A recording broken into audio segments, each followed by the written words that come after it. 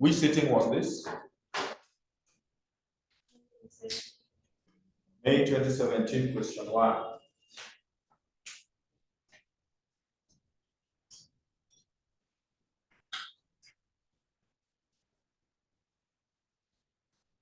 May 2017, question 1.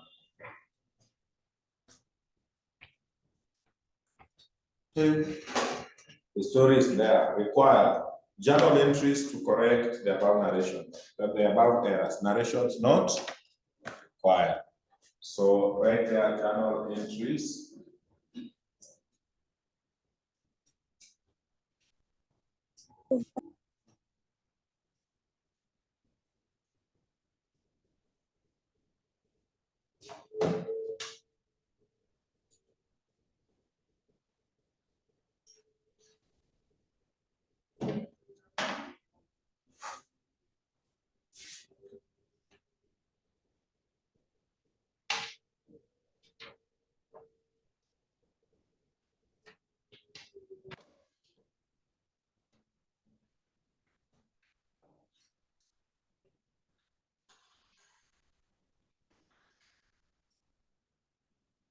Shillings are in.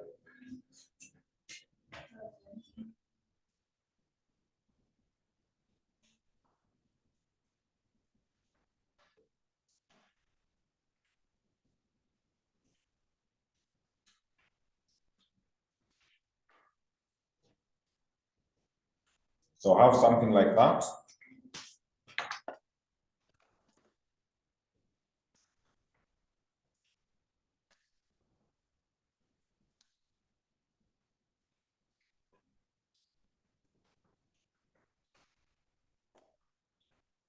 So let's start with number 1. Let's start with number 1. So number 1, they are saying a check of 375 from a debtor was correctly entered in the cash book. So it means it was debited in the cash book, but was posted to the wrong side. Posted to the wrong side of the debtor's account. You know, when you receive a check from a debtor, what are you supposed to do? You debit the cash book, then you credit debtors, cash book bank, that is. So debit the bank cash book, then credit the debtor. So if they tell you that it was posted on the wrong side, then it means they posted it on which side? On the debit. So remove it here, bring it where it's supposed to be. So you will debit trade receivables, you will credit, you debit suspense. Then remove it from the debit side. You know, when you receive a check, you need to credit the receivables.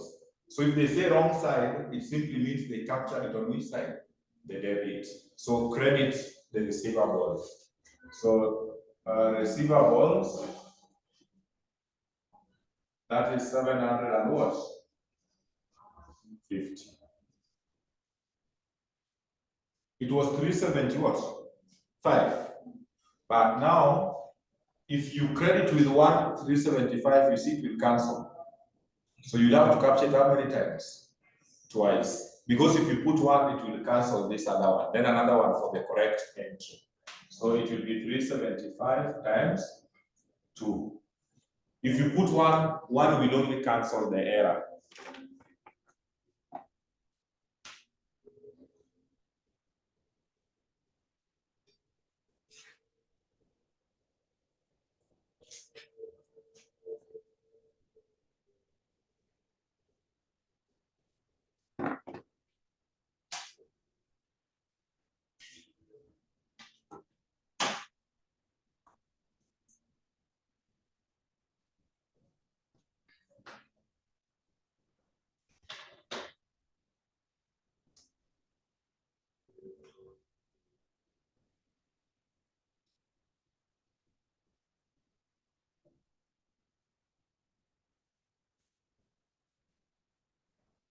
Number 2. Number 2. What are they saying? Sales day book was overcast by 24. Sales day book is on which side?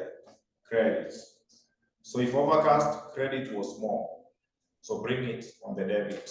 So debit sales account. Sales account with 24. Then you credit which account? Suspense with 24.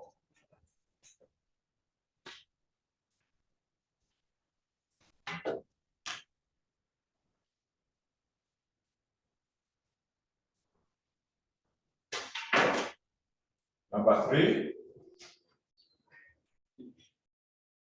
motor vehicle were not depreciated for the year ended 31st March 2017.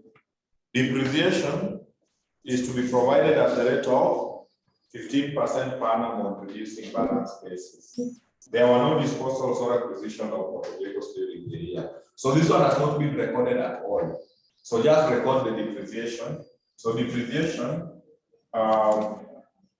you say P&L, so that one should go to profit and loss account. So P&L account, then you come up with account known as provision for what?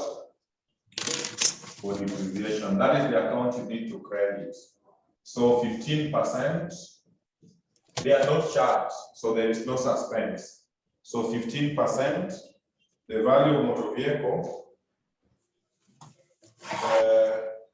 reducing balance is on the net book value. So check net book value. Check net book value. Net book value of motor vehicle is how much? 60, 69. So what is 15% of 69?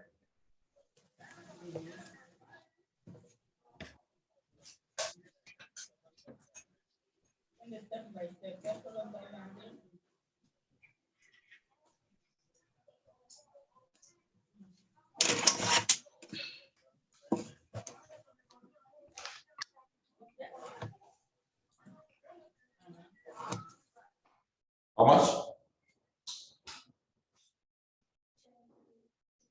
Okay. If they are not recorded, then there is no suspense. You just record.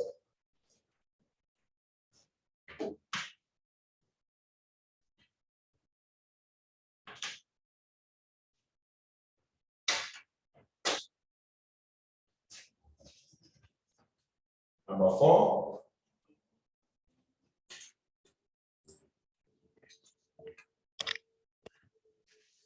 Number 4. Retained earnings as at 1st April 2016, that is when the year started, was this. No, leave that one alone. That is the opening. That is the retained earnings brought down. Ignore. Number 5. Return inwards of 1350 was erroneously entered in the purchases day book. Return inwards should be debited. So instead of debiting return inwards, they debited which account? Purchases. You know, return inwards is goods coming back. So these people thought these goods coming back, they were new purchases.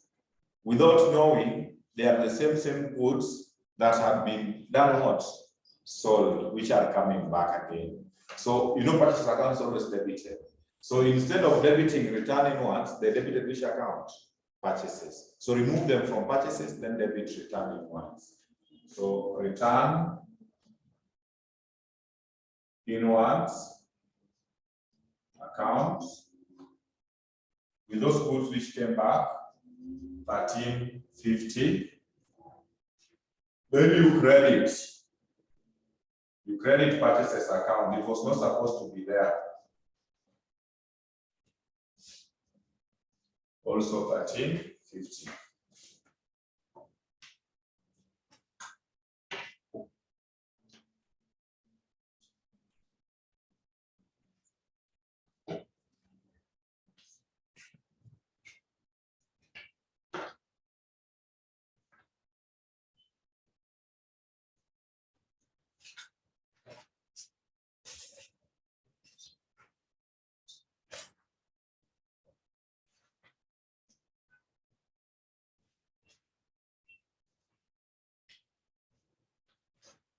Number 5.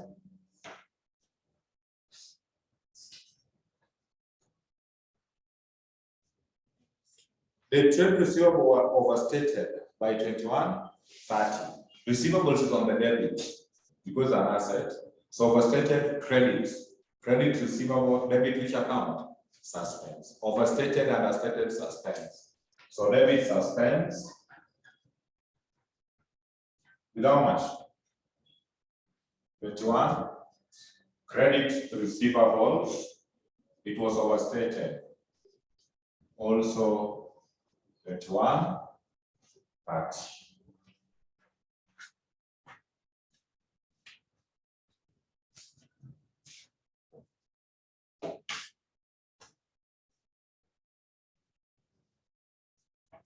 Number 6. So number 6 for number 7. An amount of 600 was omitted from trade payables. Omitted from trade payables. So it means trade payables was understated. Sure. Yes, when you omit, it means you have understated. So credit payables, debit suspense. So suspense, 600. Payables, it was omitted.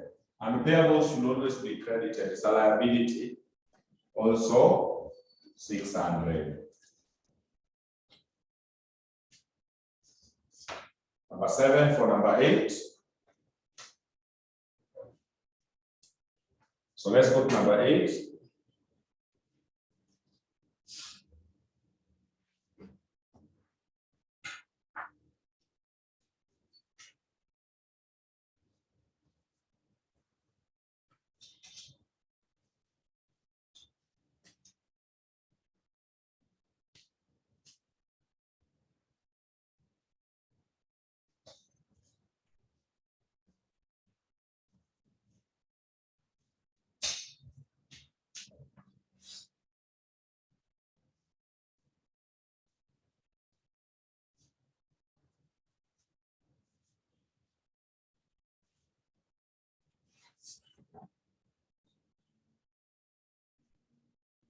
So number 8, discount allowed, which is an expense of 1350, had been correctly entered in the cash book, but was posted to the credit side of discount allowed account. That is wrong. Discount allowed is an expense. It should be on the debit side. So discount allowed 1350 times what? Times 2. Because they posted on the credits. So you know, if you pull one this side, you will cancel that one. So you put it twice. One to cancel the error, then the correct one. So that is 27. Credit suspense. Suspense also 27.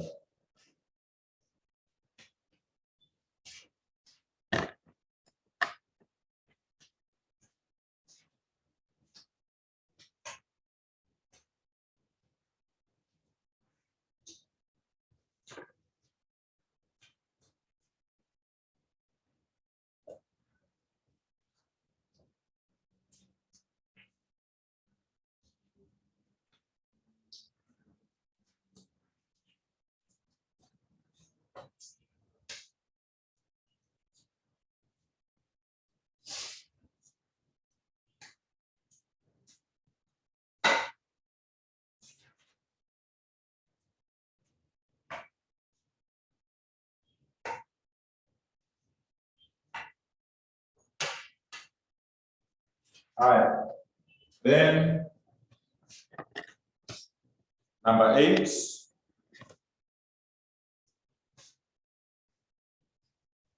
Number 8 for number 10. Number 9. Cash sales of 6 was correctly posted to the sales account. So sales account was credited, but debited in the 12% debentures.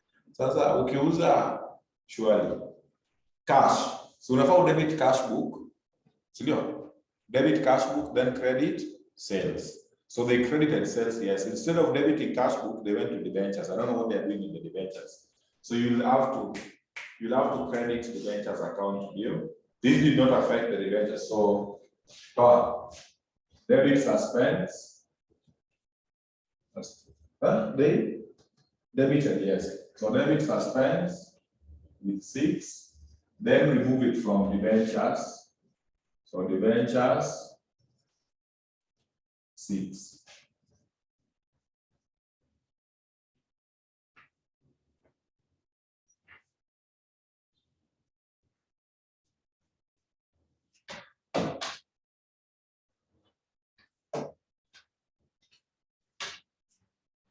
So I think part A of the question is done.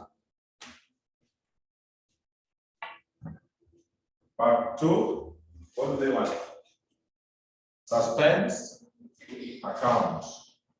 So this is B.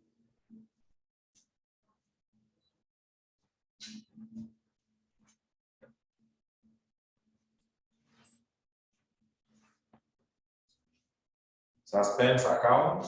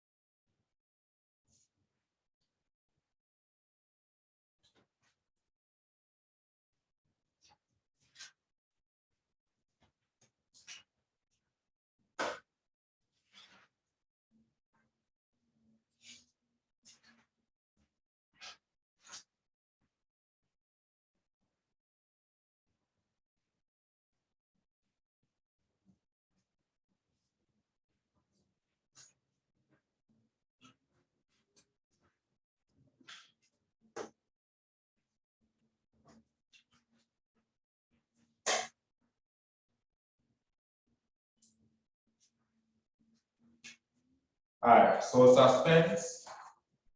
What was reported in the suspense account?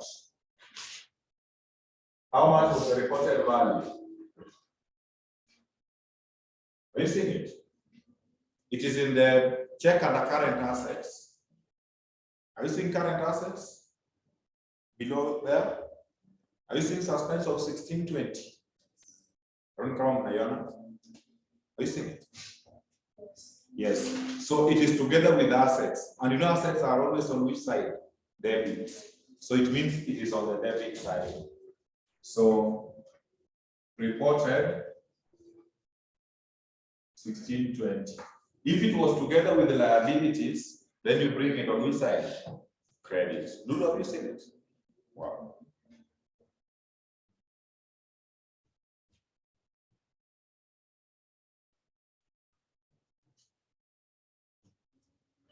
There. So it's appearing together with assets. I hope you have seen it. Now go to Journal 1. Check where it is appearing. Suspense is appearing on the debit side against receivables. So bring it on the debit. The way it's appearing on the ledgers, on the journal. 2 is appearing on the credit with sales. 24. 3, it is not there. 4, it is not there. 5, it is there on the debit. Against receivables again. 2130. 6, it is again there on the debit with payables. 600. It is there on the credit with 27. Discount allowed.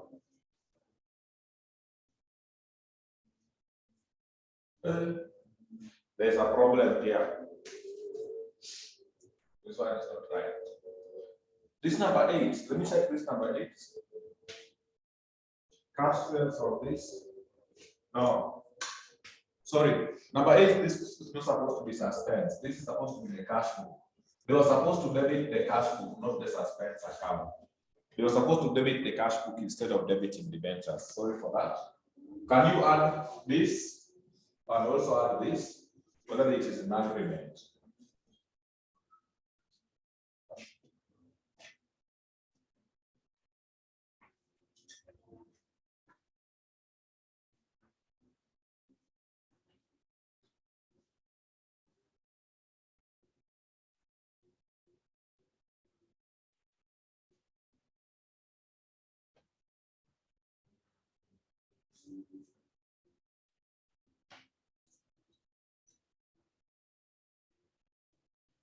$51.51. Esther is saying 51.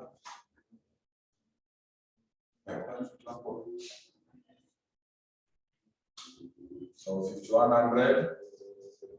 51 as well. Oh.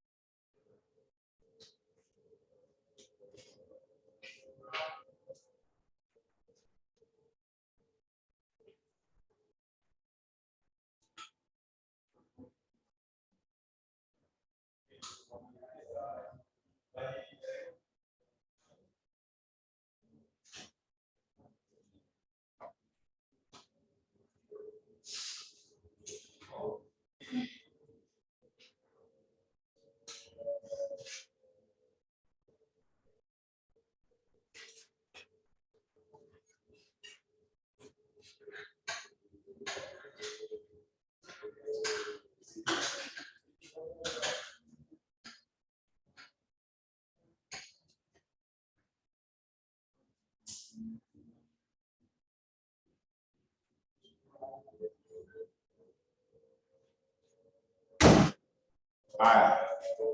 3, adjusted income statement. So right there, adjusted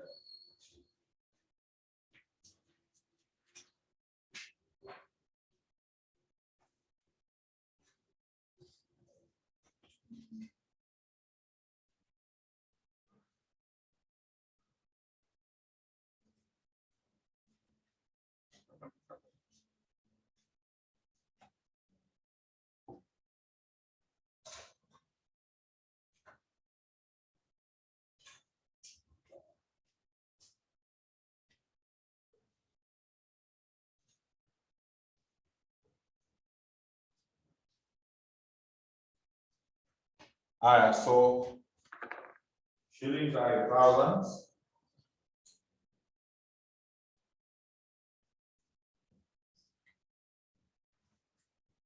So reported net profit for the year.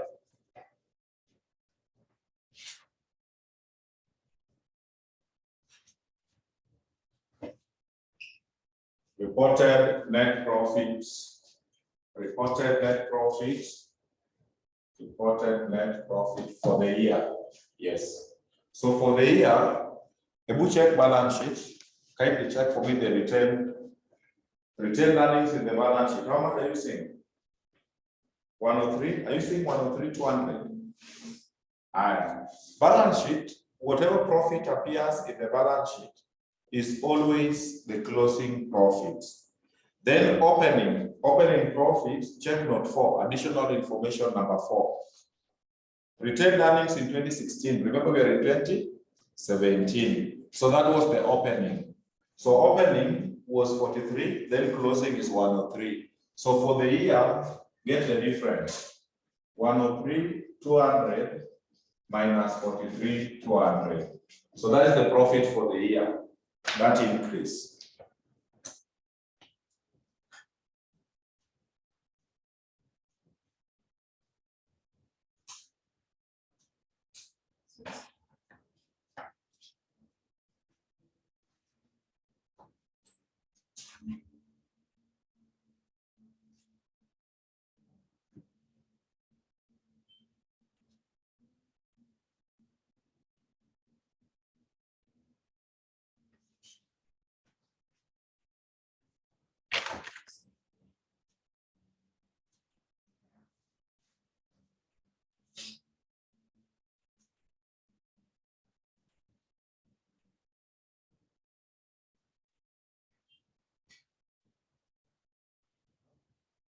16.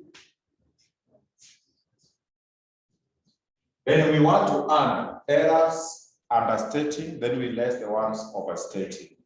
So can we check?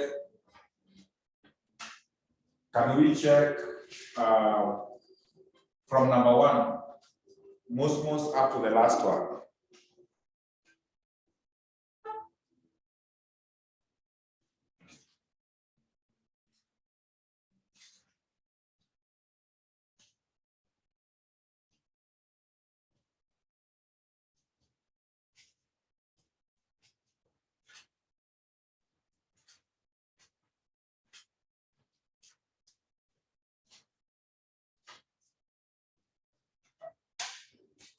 So number 1, let's check number 1.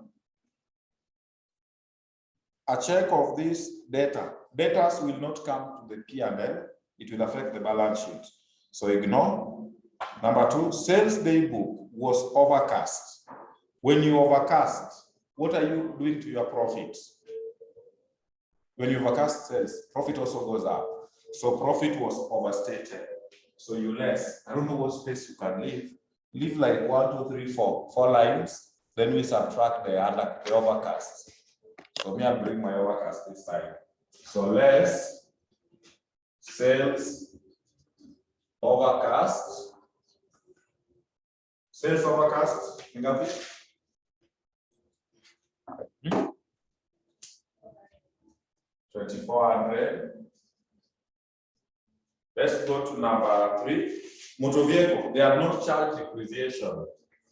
So depreciation had not been charged. When you omit an expense, profit goes up. So depreciation, they did not charge how much? 10,350. They have not charged depreciation. Number 4, return on. Number 5, yes, number 5 has an issue, very big one. Can you analyze number 5? Just check its impact, then we discuss.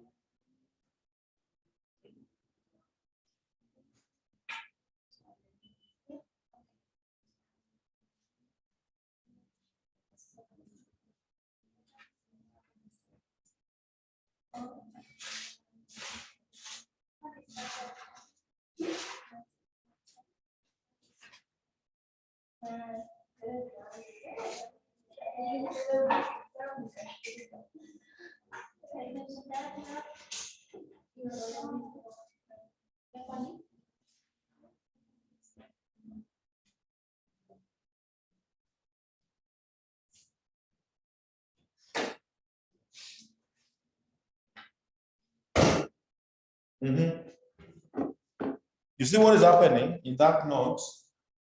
Return inwards. 1, let's begin from return inwards. You know, return inwards is supposed to reduce sales. Let's be together at that point. Sure. Return inwards is supposed to reduce sales. But with them, they had not recorded it. They took it to purchases. So return inwards, if you omit return inwards, let's be here.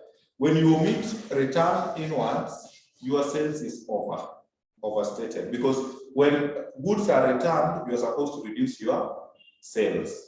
But now, because they never recorded return inwards, it means sales was overstated. So let's start from that point. Sales was overstated because they never subtracted the returns. So when you overstate sales, profit is also overstated. So return inwards. How much was this?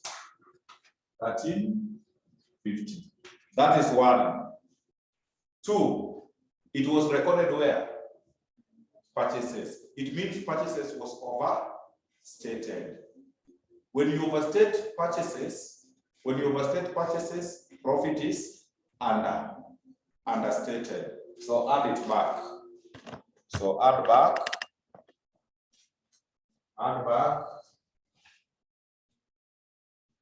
Purchases return inwards. The 1350. Add it back. So it has those two effects, affecting sales and purchases at the same time.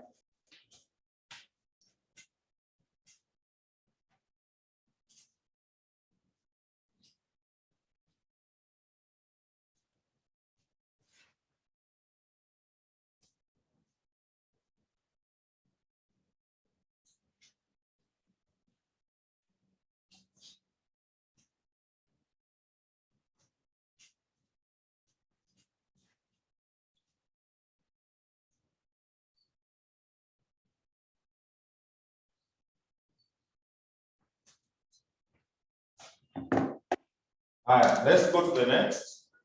Number 6, trade receivable. Receivable is balance sheet, ignore. Number 7, amount of 6 was omitted from trade payable. Payable is balance sheet, ignore. Discount allowed, yes, that is an expense. Was correctly entered in the cash book, but was posted to the wrong side of the discount allowed. So they omitted an expense. When you omit an expense, profit is over. Sure. Yes, profit is overstated. So the profit was overstated. So discount allowed. In fact, they took it on the wrong side. So the effect is twice. 27. We had already calculated. They took it to the wrong side.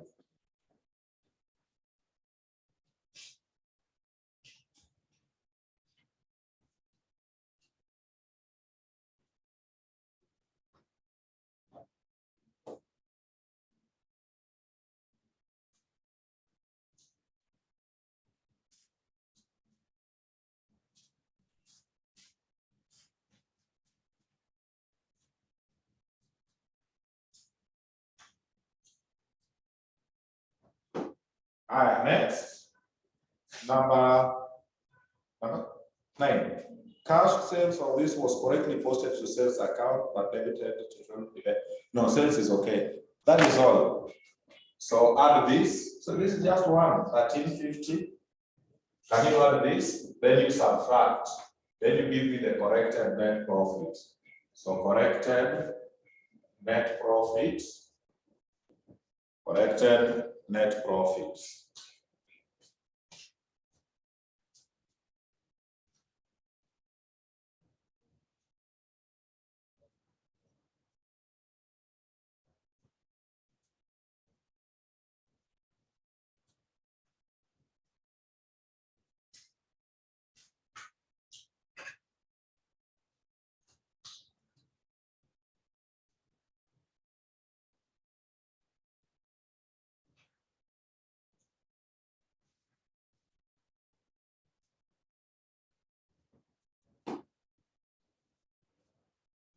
So your corrected profit is how much?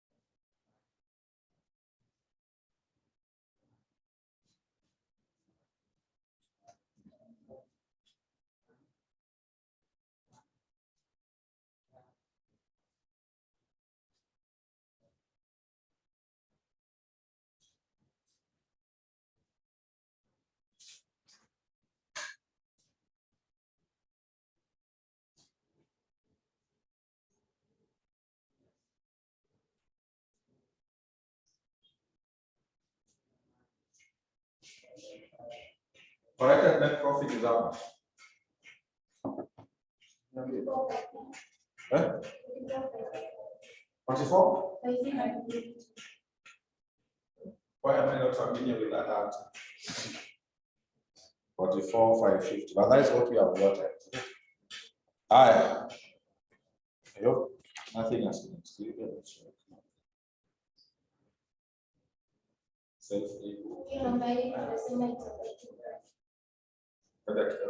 Number 8, cash sales was posted in the sales account. So sales account is okay. But the venture, the venture is alone. Motor vehicle. Was entered in the cash book, but was posted to the wrong side of discount allowed. So they are omitted and net expense. So profit was overstated.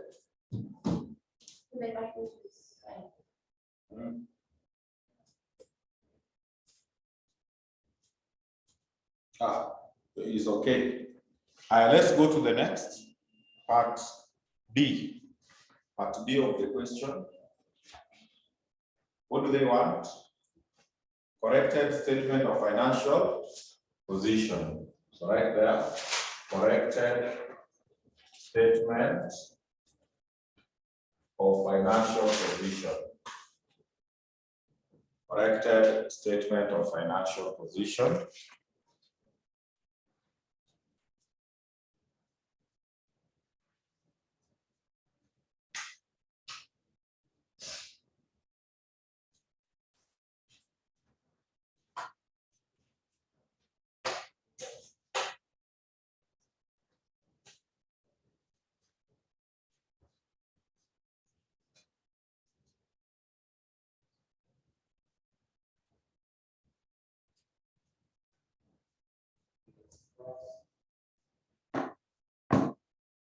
So what is going to happen? What is going to happen here?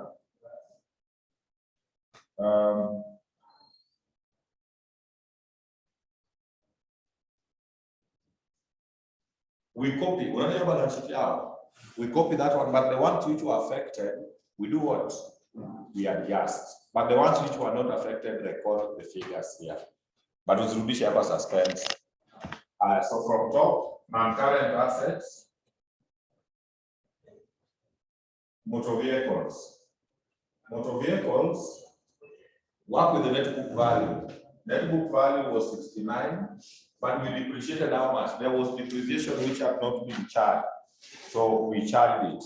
How much was it? Depreciation, we got 10. I subtract and get the new value.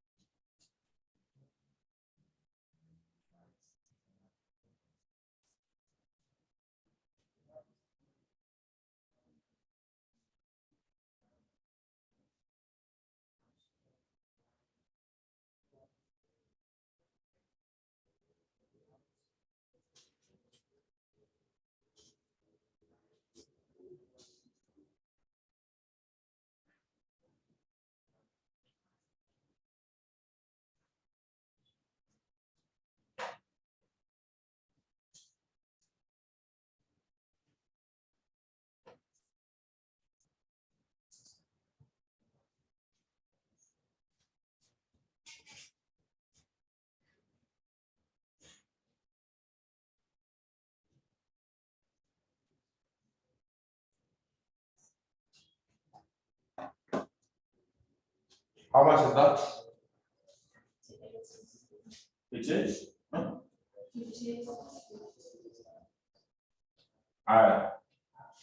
Furniture and fittings was not interfered with. Take the value the way it is. Can you add the two?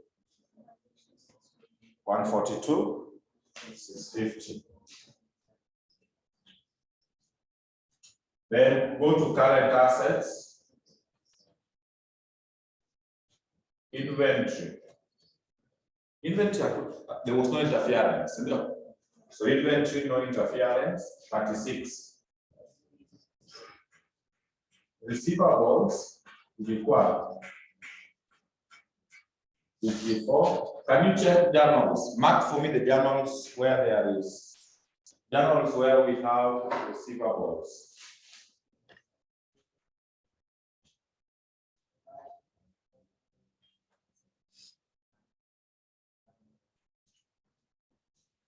Journal number, which one and which one?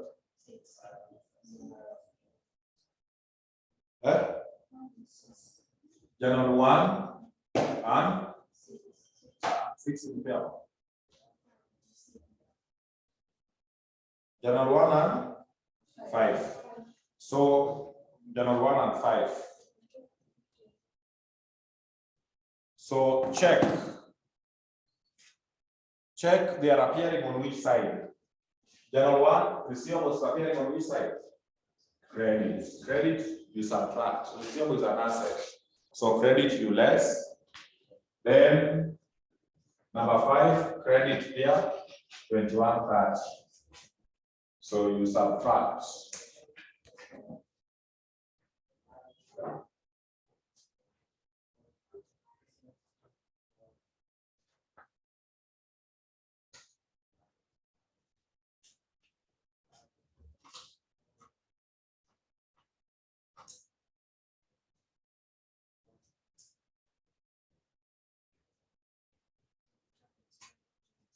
You get 2520. Then cash in hand 4140. Check the journals. There is cash in journal 8. There is cash in journal 8. You add.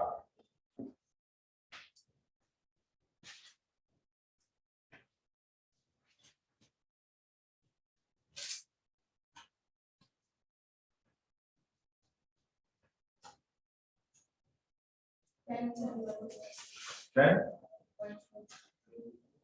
10, 140. Can you add the 2?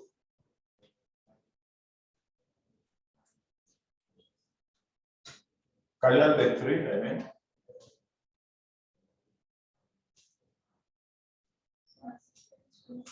No, suspense, you don't bring it again. Each story has come to an end. That's why you were correcting it. Now if you bring it back again.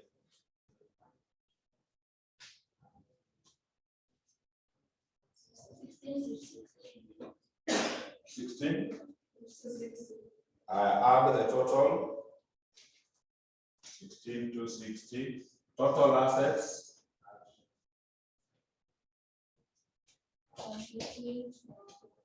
158 and 10. Proceed with their format. They are saying financed by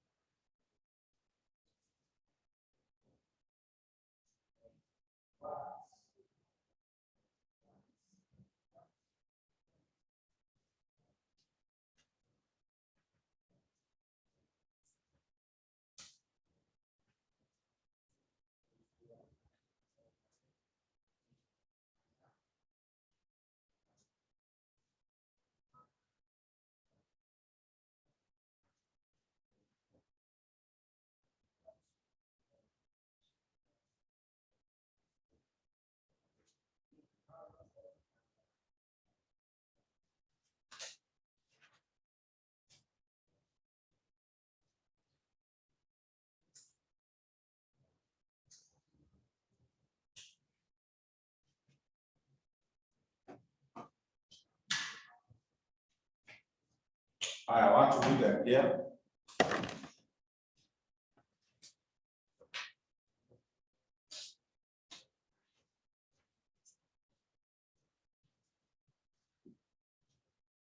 So they are saying financed by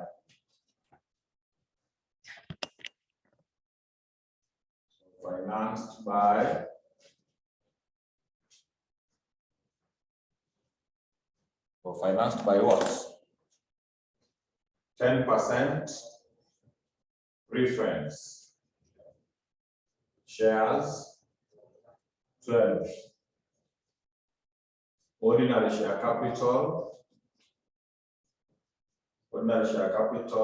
also 12. Retained earnings, don't post, I'll let you know.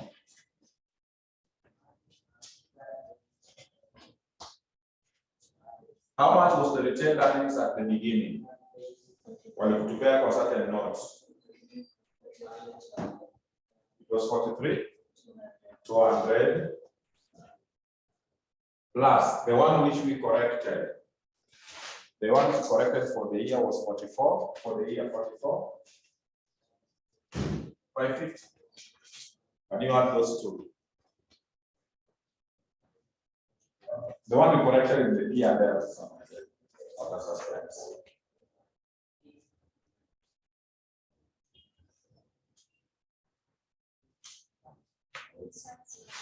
Yeah, then corrected in the 44 year.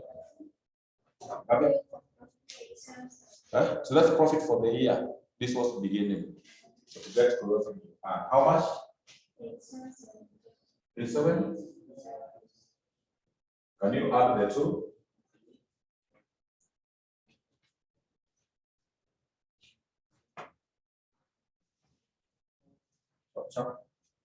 Got it?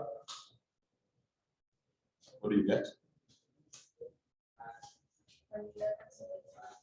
111.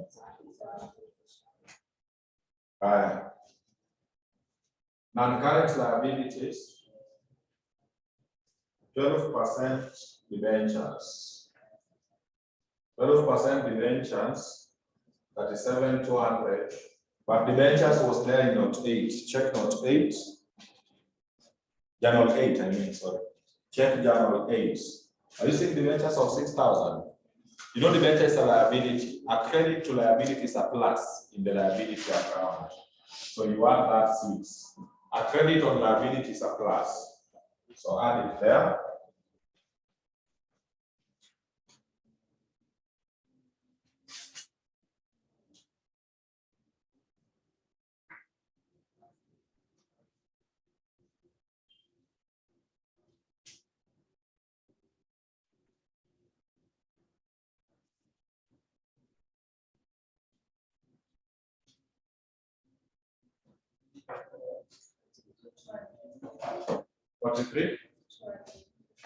$43, 200. Current liabilities, payables. Payables is how much? 24. But there was payables in your journal number 6. Check your journal 6. Check your journal number 6. How much? 600. That is 3,000.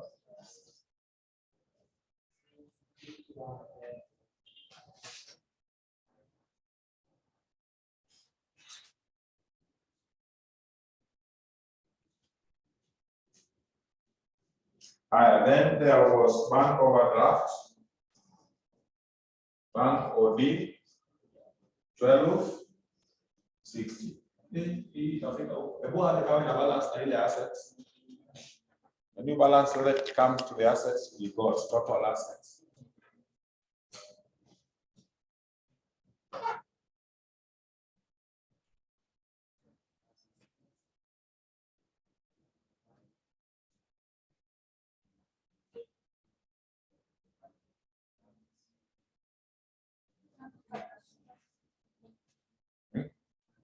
To change this.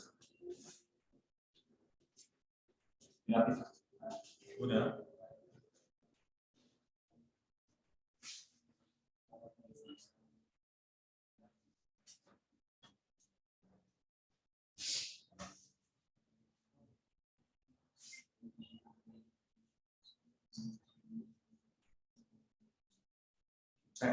159 to 10 million, 158 to 910.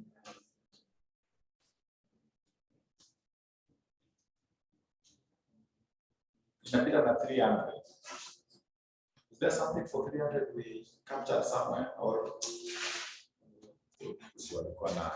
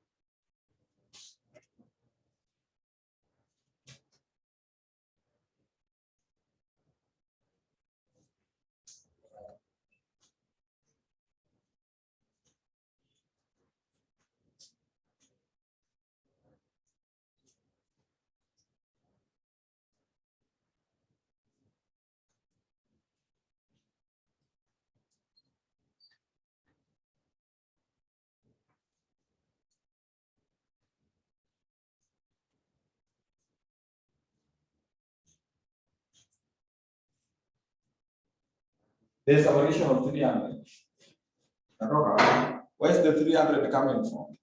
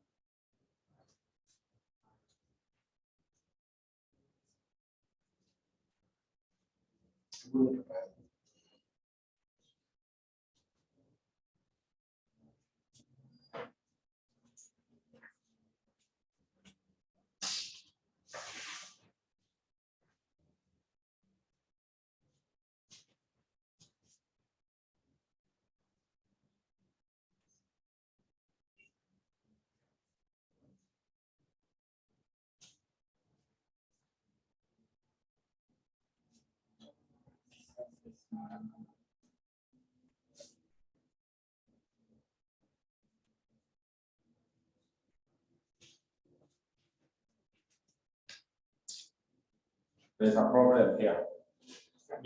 Whoever is doing it for us, I think I'll mention your past paper. The past paper is an issue.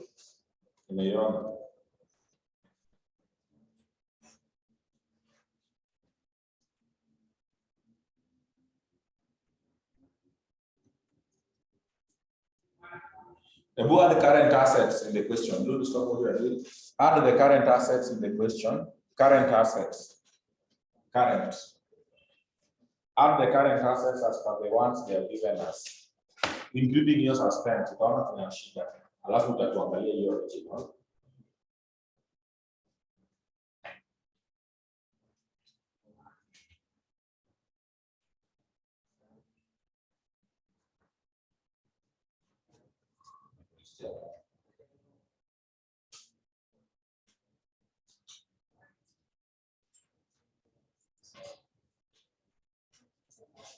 $14,760. Difference ukifanya na hiyo yenye umetupea, hiyo difference itakuwa ngapi?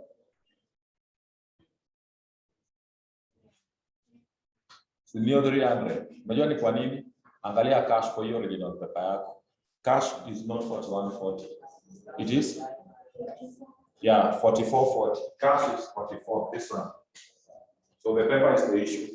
Cash is 4440, not 41. Make that amendment. This one.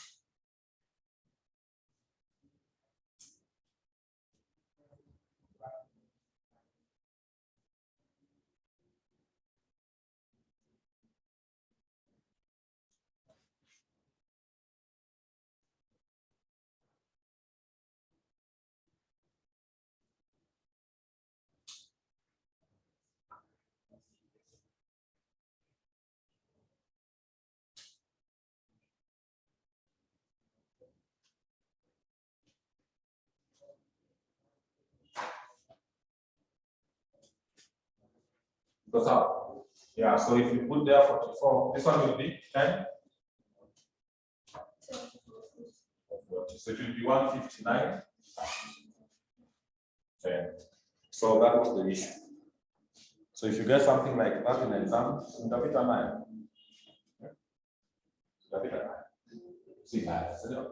so it is time wasting. So allow me to stop that topic at that stage. That is sufficient for you. Right there. Topic. Not for profit making.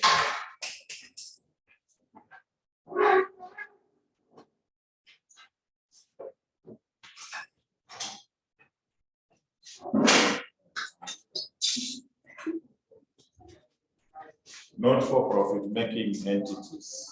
So take a small break. We come back for that.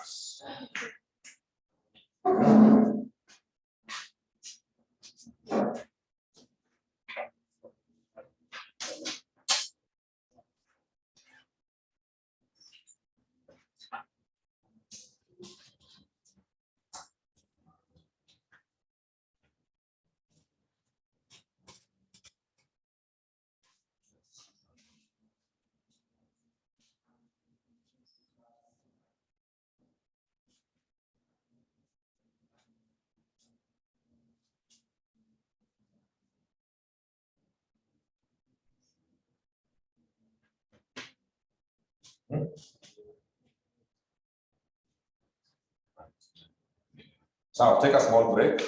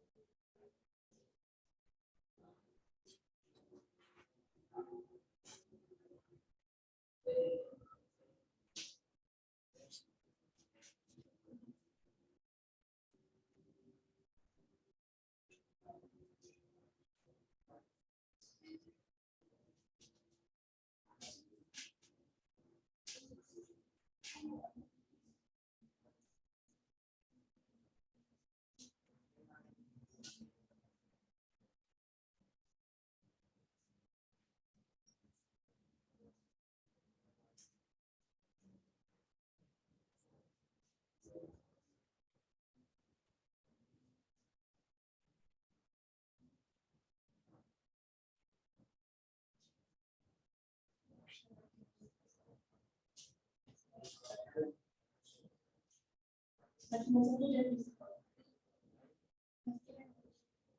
kesho.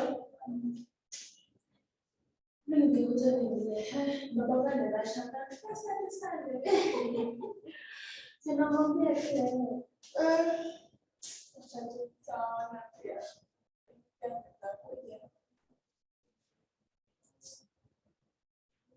Kama wewe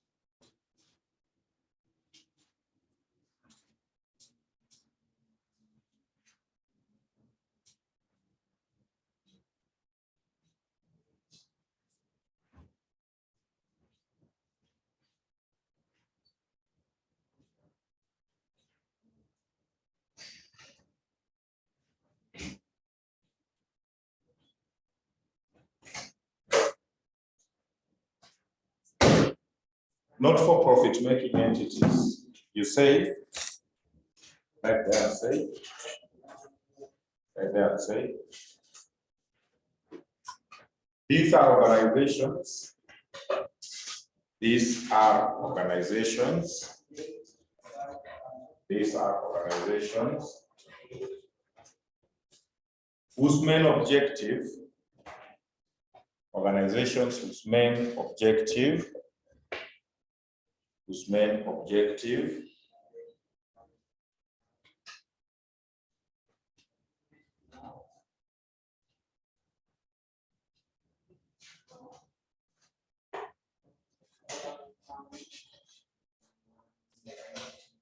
whose objectives is to promote the welfare,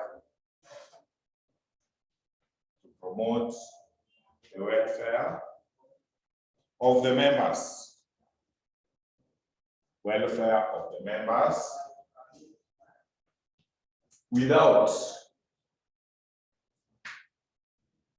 without any profit motive.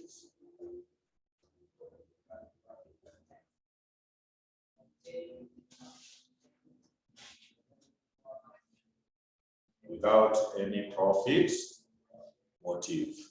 Full stop. Examples.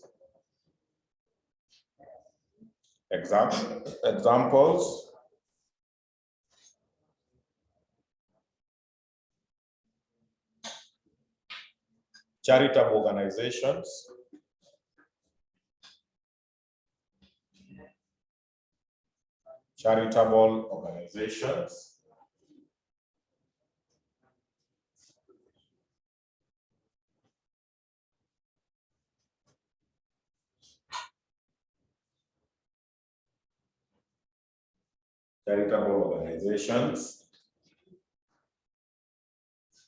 Next, members clubs, etc.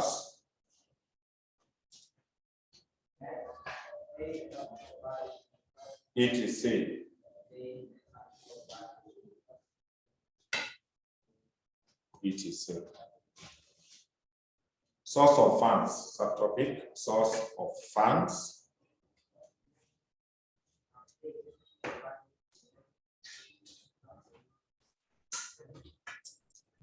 Source of funds.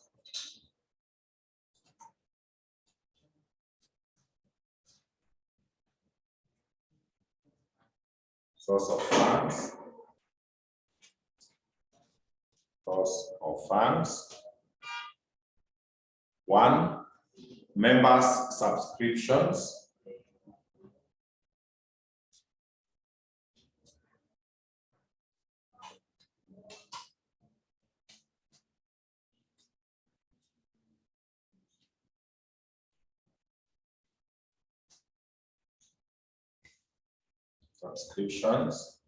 Next, sale of tangible assets.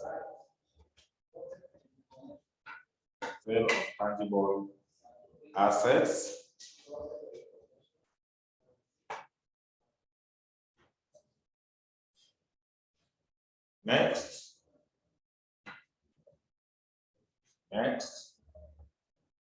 sale of tangible assets. Donations from well-wishers.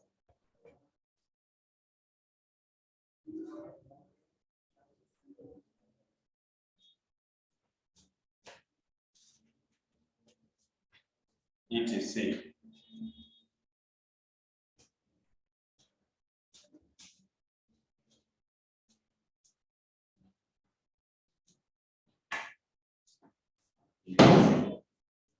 Hebu chukua past paper mniangalie hiyo swali.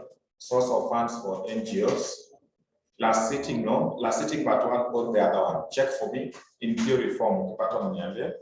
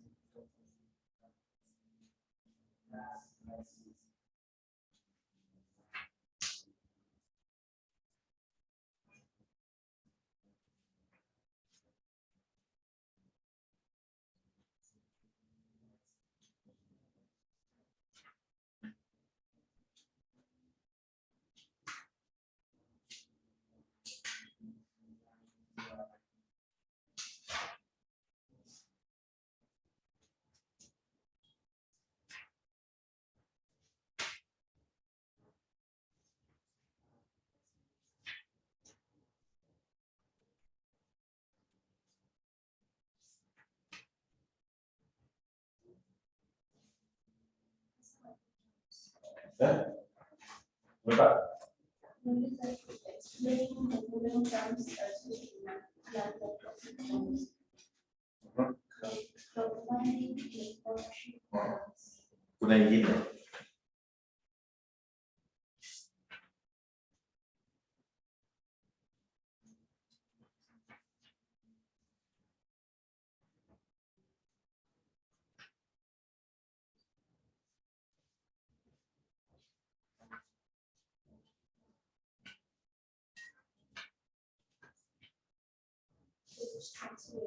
Page 38. Page 38, check page 38. That is the December which we are already saying. December 2021, question 5.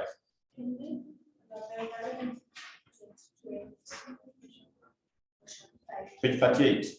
I check page 38.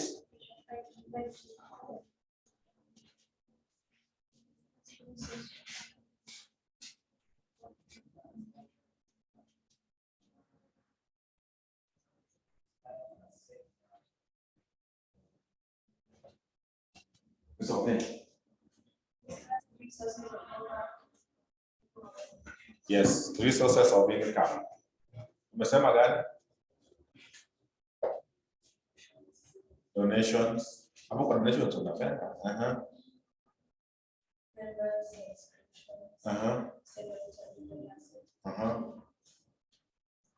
Umesema hizo peke yake? Aya. Organizing social events. Organizing social events.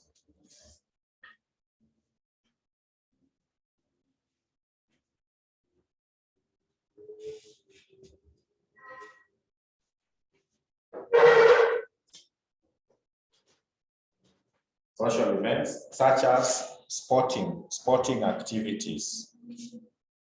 Sporting activities.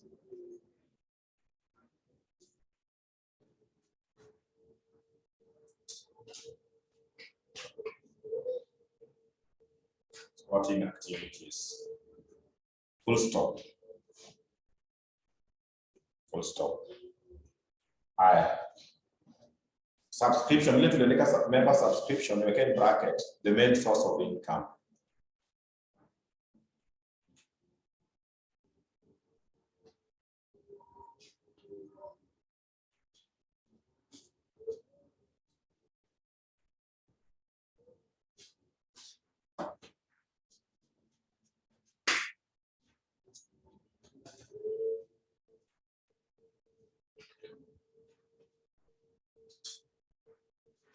That's the main source. So what happens, what we want to check in this topic, and this topic is not very crucial. So what happens, NGO, any NGO, they don't have any profit motive. Like schools, government, actually governmental institutions, governmental institutions, governmental institutions, e.g. public schools. Even storage is non-profit making. This one is non-profit making. Are you sure? Is this non-profit making? What about churches? Are churches non-profit making? This one. Non-profit making means you don't form it with any profit motive. You just want to serve God. You don't want even anything. So how do they prepare their books? Now they are not in profit making. So right for me there, books of accounts to be maintained. Books of accounts to be maintained. Books of accounts to be maintained.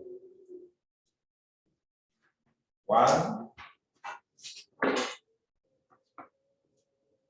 income and expenditure account. Income and expenditure account. Next, subscription account. Subscription account.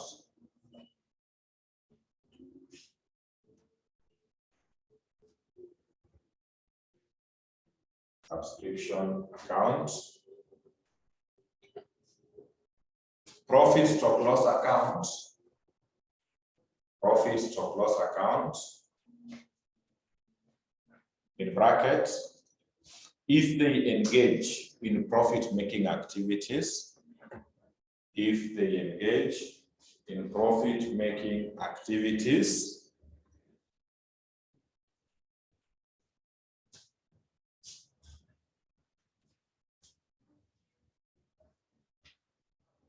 and finally,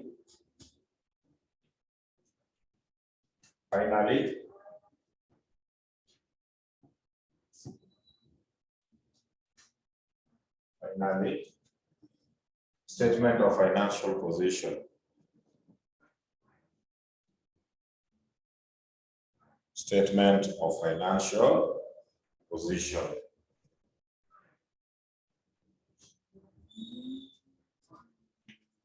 Full stop. Full stop. Full stop. So those are the books that then students confused between income and expenditure and profit and loss. Ideally, they are not supposed to prepare profit account only if they engage in profit-making activity. For example, they have a canteen. Can you have a canteen without any profit motive? How they run a bar and restaurant? You can't run a restaurant without profit motive. You cannot just cook for the public. So if they have a profit-generating activity, then they prepare P&L, then they close it. They close it to income and what? Expenditure. So ideally, they are not supposed to prepare P&L, but if they have something which generates income, then they prepare P&L for that one, then they close it to income and expenditure. Right, for me, their subscription account, that is the UOD account, unique Apple.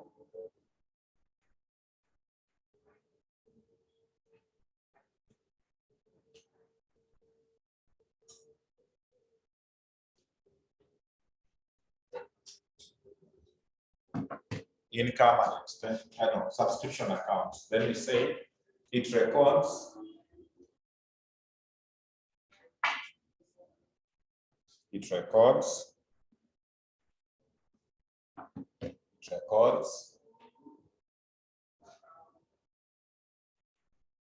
the amount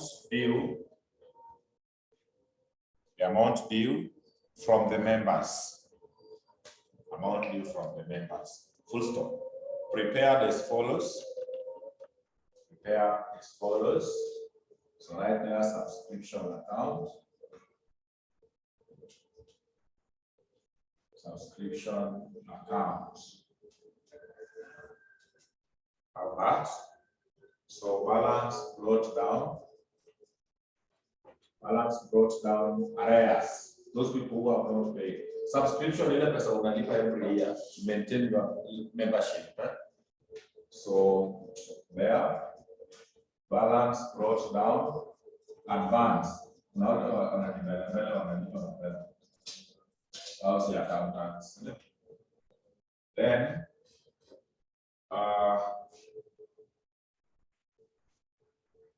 subscriptions received.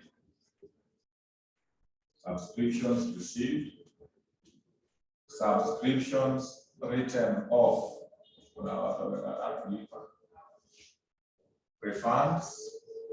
So when we refund those who are overpaid, then the balancing figure here goes to income and expenditure. To income and expenditure accounts. So this is the balancing figure. So balance carried down, advance, balance carried down, arrears.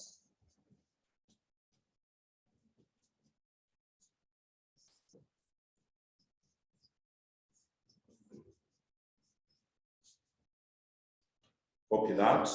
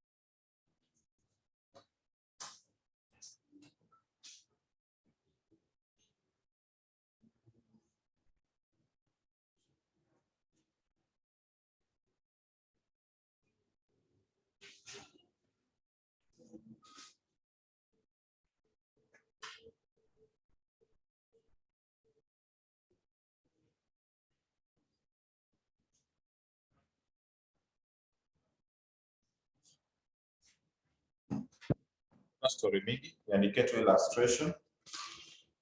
Write the illustration.